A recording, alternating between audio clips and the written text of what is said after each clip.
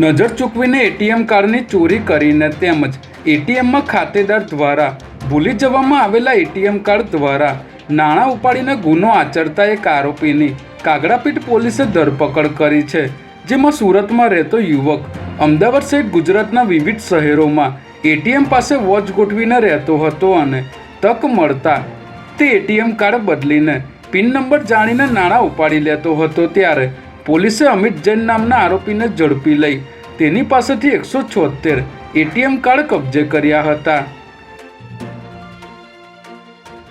અમદાવાદમાં વધતા જતા અકસ્માતની વચ્ચે વધુ એક અકસ્માતનો બનાવ સામે આવ્યો છે, જેમાં સિલજ બોપલ બ્રિજ પર જઈ રહેલા બાઇક ચાલકને ડમ્પર ચાલકે ટક્કર મારી હતી, જેના કારણે બાઇક ચાલકને ગંભીર ઇજાઓ પહોંચતા સ્થળ પર જ તેનું મોત નીપજ્યું હતું। જ્યારે ડમ્પર ચાલકને લોકોએ પકડીને પોલીસ હવાલે કર્યો હતો।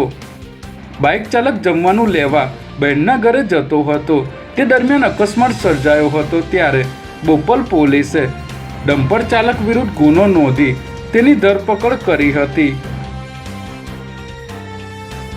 અમદાવાદ શહેરમાં વધુ એક હત્યાની ઘટના સામે આવી છે, જેમાં વટવા વિસ્તારમાં એક યુવકની છરીના ઘા ઝીકી હત્યા કરી દેવામાં આવતા ખળભળાટ મચી ગયો છે।